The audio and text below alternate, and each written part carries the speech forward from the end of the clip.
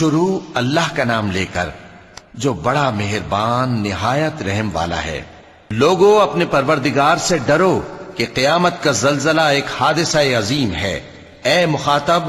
جس دن تو اس کو دیکھے گا اس دن یہ حال ہوگا کہ تمام دودھ پلانے والی عورتیں اپنے بچوں کو بھول جائیں گی اور تمام حمل والیوں کے حمل گر پڑیں گے، اور لوگ تجھ کو مدہوش نظر آئیں گے، حالانکہ وہ مدہوش نہیں ہوں گے بلکہ عذاب دیکھ کر مدہوش ہو رہی ہوں گے۔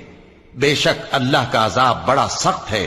اور بعض لوگ ایسے ہیں جو اللہ کی شان میں علم کے بغیر جھگڑتے اور ہر شیطان سرکش کی پیروی کرتے ہیں، جس کے بارے میں لکھ دیا گیا ہے کہ جو اسے دوست رکھے گا تو وہ اس کو گمراہ کر دے گا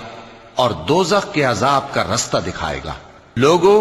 اگر تم کو مرنے کے بعد جی اٹھنے میں کچھ شک ہو تو ہم نے تم کو پہلی بار بھی تو پیدا کیا تھا، یعنی ابتدا میں مٹی سے، پھر اس سے نطفہ بنا کر، پھر اس سے خون کا لوتھڑا بنا کر، پھر اس سے بوٹی بنا کر جس کی بناوٹ کامل بھی ہوتی ہے اور ناقص بھی، تاکہ تم پر اپنی خالقیت ظاہر کر دیں۔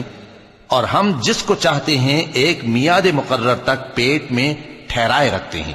پھر تم کو بچہ بنا کر نکالتے ہیں، پھر تم جوانی کو پہنچتے ہو، اور بعض قبل از پیری مر جاتے ہیں، اور بعض بڑھاپے کی نہایت خراب عمر کی طرف لوٹائے جاتے ہیں کہ بہت کچھ جاننے کے بعد بالکل بے علم ہو جاتی ہیں۔ اور اے دیکھنے والے، تو دیکھتا ہے کہ ایک وقت میں زمین خشک پڑی ہوتی ہے، پھر جب ہم اس پر مے برساتے ہیں تو وہ شاداب ہو جاتی اور ابھرنے لگتی ہے اور طرح طرح کی بارونق چیزیں اگاتی ہے۔ ان قدرتوں سے ظاہر ہے کہ اللہ ہی قادر مطلق ہے جو برحق ہے، اور یہ کہ وہ مردوں کو زندہ کر دیتا ہے، اور یہ کہ وہ ہر چیز پر قدرت رکھتا ہے، اور یہ کہ قیامت آنے والی ہے اس میں کچھ شک نہیں، اور یہ کہ اللہ سب لوگوں کو جو قبروں میں ہیں جلا اٹھائے گا، اور لوگوں میں کوئی ایسا بھی ہے جو اللہ کی شان میں بغیر علم کے اور بغیر ہدایت کے اور بغیر کتاب روشن کے جھگڑتا ہے اور تکبر سے گردن موڑ لیتا ہے تاکہ لوگوں کو اللہ کے رستے سے گمراہ کر دے۔ اس کے لیے دنیا میں ذلت ہے، اور قیامت کے دن ہم اسے عذاب آتش سوزاں کا مزہ چکھائیں گے۔